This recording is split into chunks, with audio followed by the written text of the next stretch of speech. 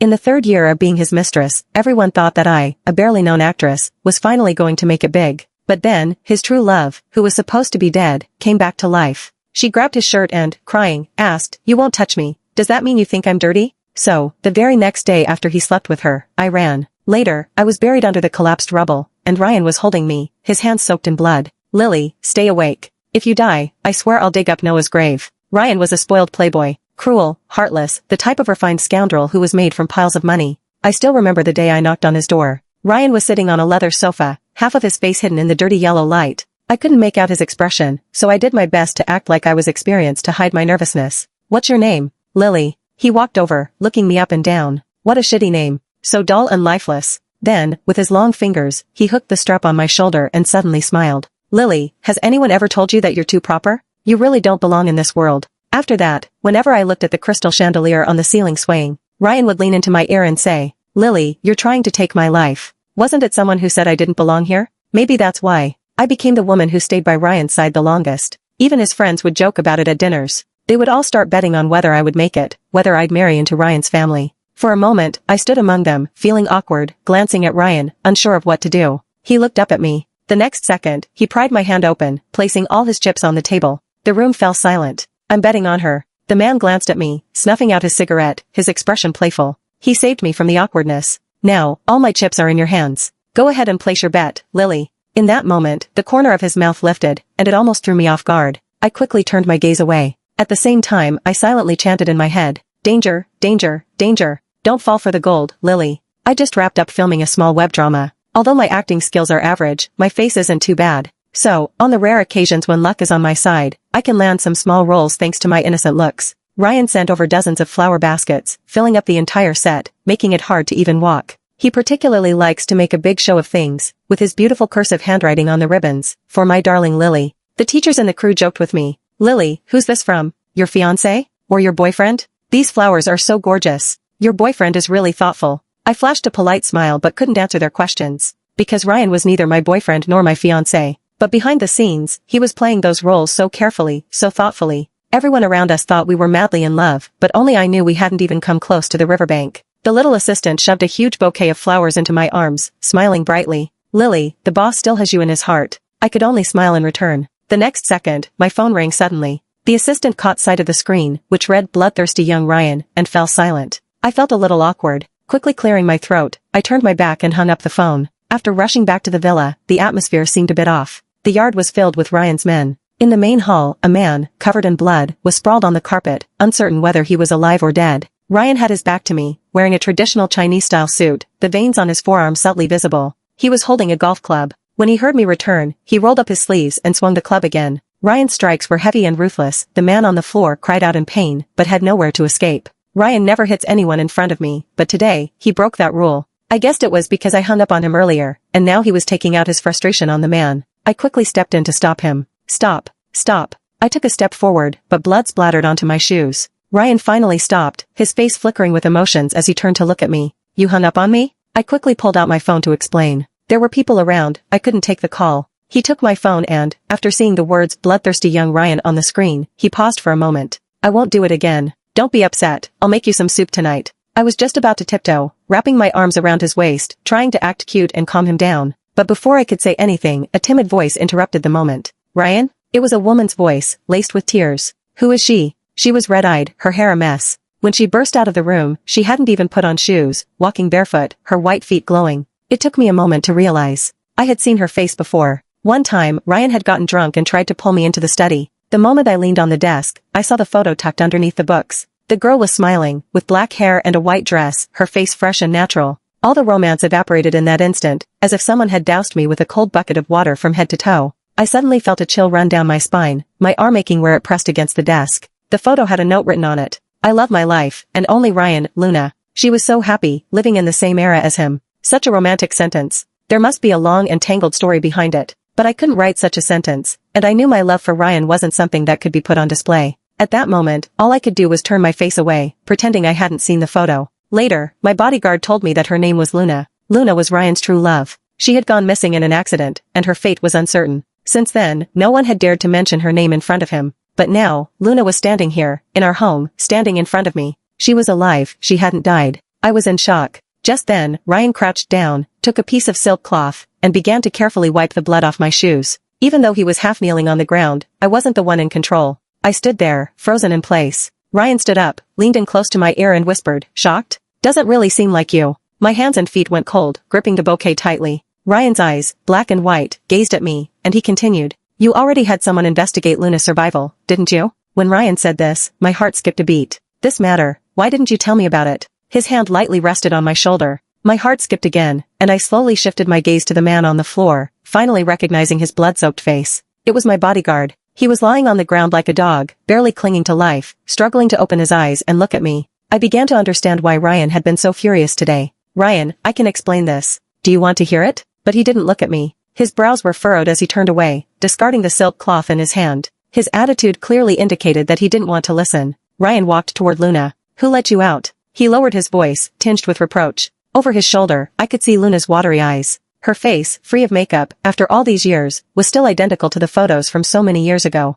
"Why are you barefoot?" He scolded her lightly, but Luna's emotions didn't seem to be soothed. She just stood there, staring directly at me, from head to toe, sizing me up. Finally, her gaze landed on the shoes I had just had wiped clean. "You were on your knees just now, cleaning her shoes." "I saw it." Luna questioned, a hint of disappointment in her voice. Ryan didn't respond. She reached out with her slender fingers, pulling at Ryan's sleeve. "Ryan, I'm not wearing shoes. Carry me back." I watched her perform that small act of tugging at his sleeve, so familiar, as if they had done it countless times during their years of childhood friendship. This time, Ryan's back, standing still, shifted imperceptibly. Luna bit her lip tightly, and they were locked in a tense standoff. I suddenly felt like a background character, holding flowers in my hands, like a clown. Ryan must be very happy now. The moon of 18 had finally cast its cool light back on him. I sighed. They were perfect for each other. Childhood sweethearts, handsome and beautiful. Where did I, this outsider, fit into the picture? He would surely carry her, wouldn't he? After all, Ryan had always been good at comforting women. I didn't want to stand there any longer and watch, so I quickly fled the scene.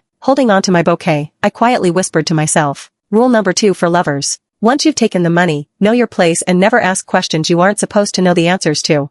Night fell. Ryan showed up in my room. He appeared at the doorway with a dark expression, lost in thought. I knew he was upset, so I spoke first. "Yes, I did have someone look into Luna's identity in private, but that's all. I was curious about the story between you two, but I never had the courage to ask you directly. If that made you uncomfortable, then I apologize." I pressed my lips together and went on. "But just like you, I had no idea she was still alive. Ryan, do you believe me?" His hand slid into his pockets, the corners of his lips turned down, and then he suddenly grabbed my wrist. The wide sleeve of my robe slipped down, exposing the long scar on my forearm. The room was dark, only the light seeping in from outside illuminated it. Ryan stared at it for a long time. "Lily, after filming Wrap today, where did you go? Tell me the truth, and I'll believe you." His hand brushed slowly over my scar. His face looked gentle, but beneath it lurked a chill. Lover's rule number 3. No lies. No secrets. Answer when asked. After filming Wrap today, I really did go somewhere first. The cemetery. That's where Noah is buried, someone I owe an enormous debt of gratitude to. I figured it must have been my assistant who told Ryan. She always listens to him. But I had no intention of lying, so I told him honestly. I went to the cemetery. Ryan's grip on my wrist tightened, his eyes burning with restrained anger. "So you ignored my call, just because you went there? You wrapped filming today, happy, right? So happy that the first thing you wanted to do was run to a dead man? Here we go again." Every ounce of Ryan's sarcasm and venomous temper shows itself the moment the name Noah comes up. "What a pity, Lily." Ryan's face was twisted with malice. "The dead don't talk." A mocking smile tugged at his lips. "Noah's long gone. No matter how much you liked him, no matter that you once nearly died for him, he's never coming back." Something unreadable flickered in Ryan's eyes. And I met that gaze head-on, without a hint of retreat. "I cut myself last time because I was drunk, that's all. I'm not weak enough to kill myself over someone. And as for Noah, I don't like him. I've explained that to you over and over. I know you hate me visiting his grave, but today, I went to say goodbye." I took a deep breath. After receiving Ryan's flowers today, I sat in the dressing room, staring at the little notebook where I keep my lover's rules, unable to move for a long time. It's been 3 years. 3 years of cowardice. Too afraid that if I spoke my feelings out loud, they'd only become a joke in Ryan's eyes. If I said I loved him, what would Ryan do? Would he assume I only wanted to climb into his world, into his family? I couldn't stand him thinking that way about me. I couldn't stand my love being cheapened. Even if I had to crush my pride to knock on his door. My feelings for him were clean, whole, worth far more than I ever was. For the first time, I wanted to face what was between us. To stop hiding. Even though it felt reckless, even foolish. But it seemed too late. Because Luna had come back. I suddenly remembered what I'd whispered to Noah's grave earlier today. "Noah, I'm sorry. I may not come see you again. The man I love, he can't stand your shadow." If one day he finally lets it go, I'll bring him with me to see you. But now, I don't think that day will ever come. Slowly, I pulled myself out of the thought. Ryan suddenly snapped. His hand clamped around the back of my neck, his lips pressing down hard with a trace of cruelty. That faint cedar scent of his filled my nose. And I heard his low murmur. Lily, I don't understand this kind of gratitude. All I know is, you don't care about what I want. I've told you again and again, I don't want you going to him. So why do you still sneak off? In his eyes, there were emotions too dark, too tangled, for me to read. Everyone knew the Ryans had two sons, Rick, the elder, and Ryan, the younger. They'd both been raised on piles of money, yet grew into two entirely different men. Rick, the firstborn, was polished, refined, always composed. Ryan, on the other hand, was the spoiled youngest, volatile, erratic, impossible to predict. People feared him, but even more, they wanted to curry favor with him. And though the world saw Ryan as a cruel, reckless man, in my eyes he had always been good. When I first met him, it was during the darkest chapter of my life. The family factory collapsed overnight, leaving us drowning in debt. My parents, crushed under the weight of it all, swallowed pills and chose death. No one was willing to reach out a hand to us. At the time, I was just a senior in college, juggling auditions and internships. My younger brother had just started his freshman year, but debt collectors tracked us everywhere, even to our schools. Worst of all, my brother was too young, too fragile to handle such upheaval. Sister, they came to campus again today. I'm scared people will find out. What do? I don't want to live anymore. Maybe I should just end it. My phone was flooded with his despairing texts.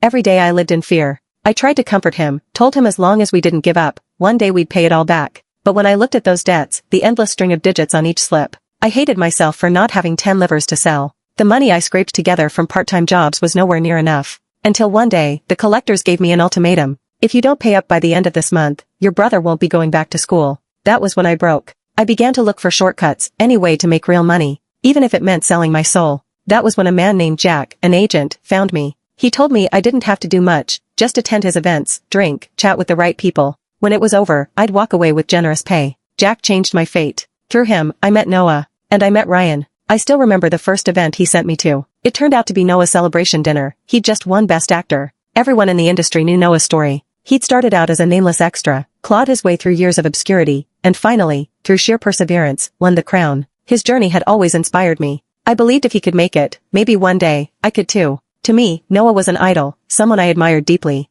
That night, I was terrified. Noah asked me to stay. He asked me to take off my dress. And that was when I began to realize what Jack's events really meant. These girls weren't guests. They were ladders, Jack's way of climbing upward. But Noah wasn't that kind of man. And I was grateful. The next day, I received a large sum of money from him, along with a note. It said he was lending it to me, just to get me through the emergency. He told me not to feel burdened, that I could repay it slowly. And he told me to always stay on the right path. That was the only way to live true to myself. It had been so long since anyone had shown me that kind of kindness. I cried until I couldn't breathe. I even went to thank him in person. That money came at the exact moment I needed it most. I wanted to repay him, even if it cost me my life. But I never imagined that would be the last time I ever saw him. Because Noah died, I couldn't even attend his funeral. That day, my brother was kidnapped. Wearing a small white flower on my chest, I listened to the voice on the phone, dripping with malice. Lily, if someone handed you that much cash so easily, maybe you're not as desperate as you pretend. How about preparing another pile of money? Huh, that outfit you're wearing, it's pretty nice.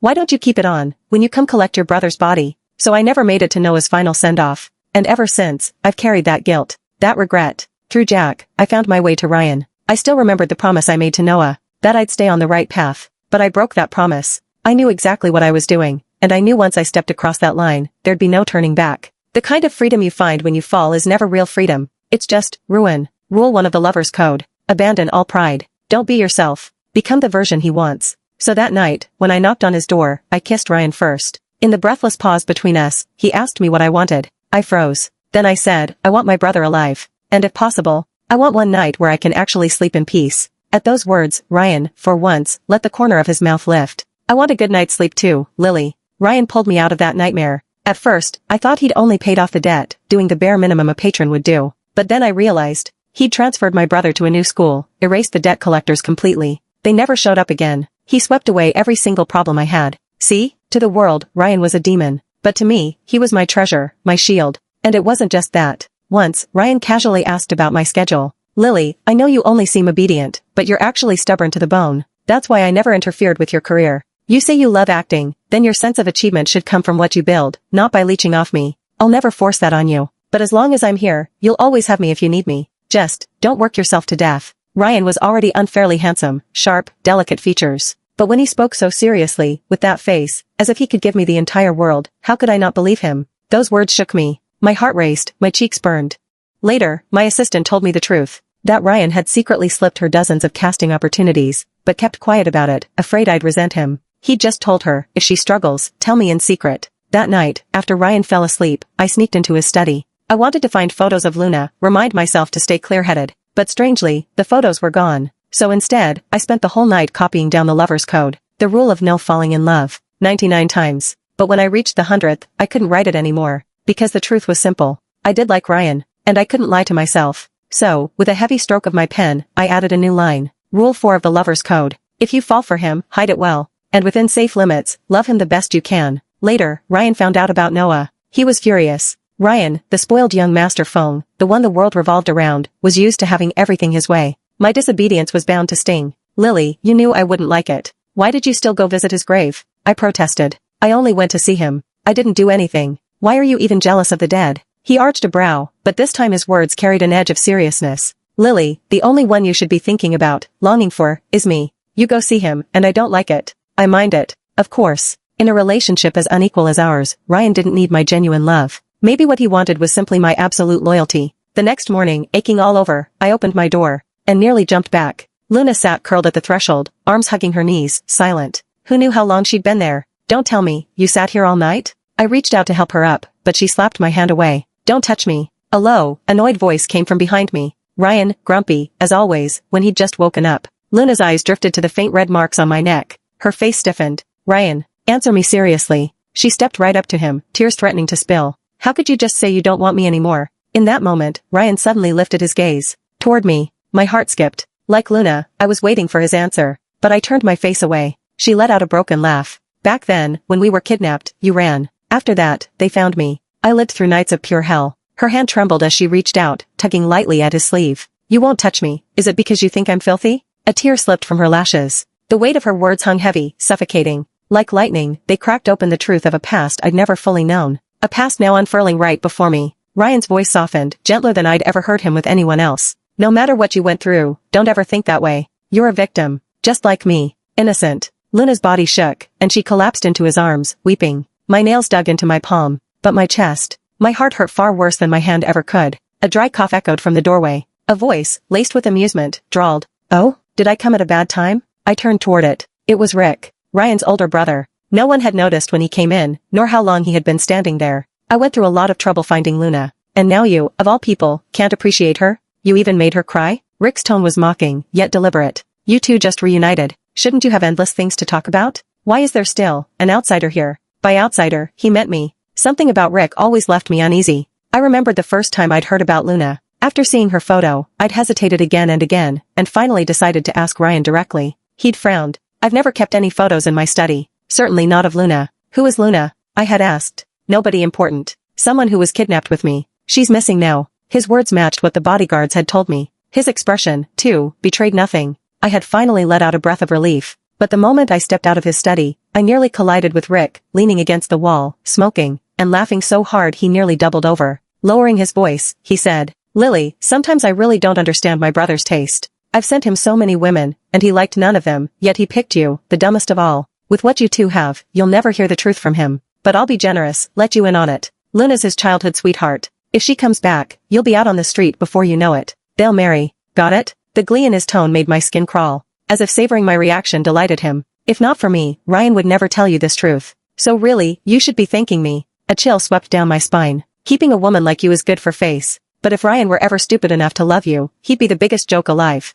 That enraged me. I bit down my fury and shot back. There's nothing laughable about devotion. What's truly pathetic is a man who'll never earn another's genuine love in his entire life. Every inch of him reeked of arrogance, the kind carved deep into his bones. That was the first, and only, time we crossed paths. We parted on sour terms. Rick, however, wasn't finished. Almost forgot. His smile widened, sly. Lily, congratulations on wrapping your shoot. I froze. Ryan stepped forward, placing himself at my side. Hardly expected my busy brother to remember such things. You must have gone out of your way to keep it in mind. Rick chuckled, thoroughly entertained. Of course. I only have one brother, and you only have one woman. You bought her all those flower stands yesterday, but maybe you didn't notice. One of them was from me, too. His eyes flicked back and forth between us, enjoying the tension. But Lily, now that Luna's back, don't you think it's about time you moved out? Ryan's expression turned cold, unreadable. Brother, maybe you don't know this. The deed of this house? It's under Lily's name. Whether she moves out or not, only Lily decides. For all we know, maybe she'll be the one to tell you to get out first.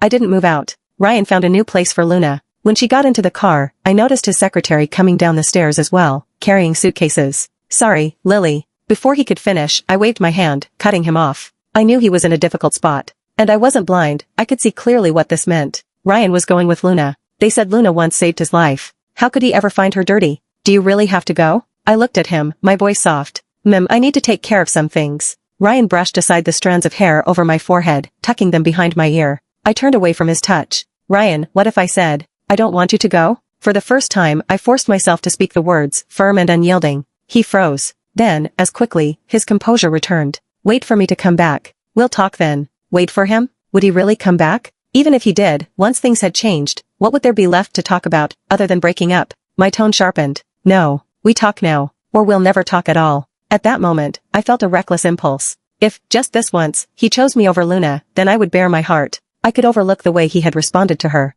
Even if everyone else laughed at me. Even if, it meant I had nothing left to hold on to. Ryan's hand moved again, gently tucking the stray lock of hair behind my ear. Then he lowered his gaze, staring at the fingertips that had just brushed against me. After a long silence, a faint, almost amused smile curved his lips. We didn't fight today. That's rare. You hardly ever show me this fierce side of you. You always act so docile, so compliant, like being with me never really makes you happy. But this is the real you. A wry smile tugged at him. He pinched my cheek lightly. I have to go, Lily. And when his back disappeared beyond the door, I could no longer hold back the tears I had forced down for so long. I wanted to tell him, Ryan, that's not true. With you, I feel safe. But between us, there were still those problems too real to ignore. Luna, standing between us. That photo, never explained. And Noah. Even when we reached for each other, suspicion lingered like a shadow. Rule number 5 of the lover's code. Even knowing the road ahead is impossible, I'll still love him as much as I can, for as long as I can. That was my most veiled answer to this love.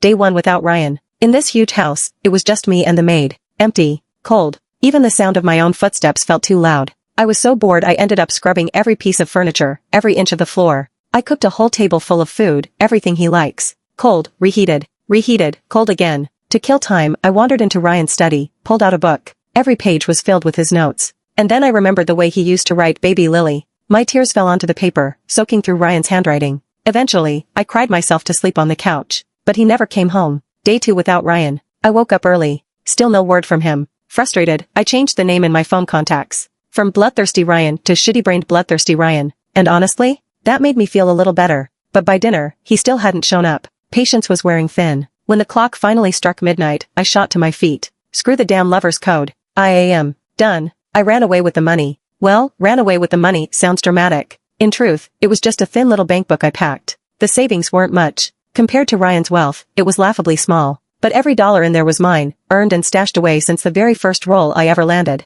I always told myself, one day, I'd pay Ryan back. I am grateful to him. He caught me when I was falling, when there was no end to the drop. And yet, I'd long foreseen this, that Ryan and I were bound to reach the end someday. If the day came when he grew tired of me, fell for some younger, prettier girl, I'd let myself cry once, and then move on. I'd use that money to buy a little place for me and my brother. A small house, a warm light, a door that was always waiting for me to come home. Forgetting Ryan wouldn't be the worst thing. After all, the opposite of love isn't hate. It's forgetting. I leaned back in a chair on set, tossed a candy into my mouth. Ugh, so sour. So sour it nearly brought me to tears. Day 4 without Ryan. I threw myself back into a full schedule, and ran off into the mountains of the Southwest to film. They say the best cure for heartbreak is burying yourself in work. Lily, it's kinda weird, my assistant muttered. The prop master swears the well water here in the mountains comes out warm. Creepy, right? You think it's haunted? I teased her, don't be scared. Even if there's a ghost, it'll drag you off first. Serves you right for always snitching on me. She pulled a face. Lily, don't say that. You know Mr. Ryan scares me more than ghosts.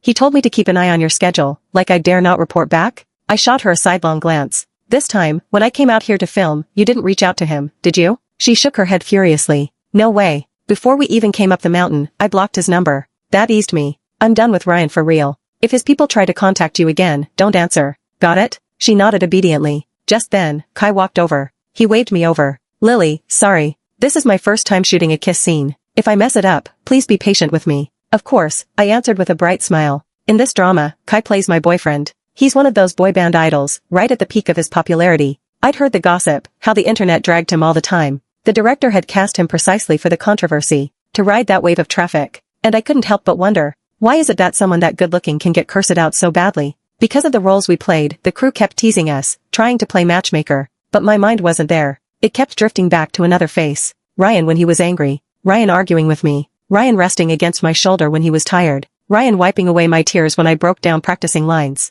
All these versions of him haunted me. I sighed. And then the director's voice rang out. You two, get over here. This scene's about to start. The crew was ready. Kai and I quickly slipped into character. After delivering our lines, Kai leaned in, his lips brushing lightly against mine. Back when I was with Ryan, I'd never once filmed a kiss scene. Even the most oblivious person would know. Don't do things that might upset your patron. But now, the cage was gone. Now, I was just me. No one's shadow, no one's appendage. No need to worry about embarrassing anyone. No need to wonder whether a kiss scene would make someone unhappy. Cut. The scene wrapped smoothly. "Hello Lily, I'll look behind you." My assistant's voice trembled as she pointed off into the distance. I followed her gaze. For a moment I thought my eyes were playing tricks on me, that I was imagining things. Ryan? No way. What the hell is he doing here?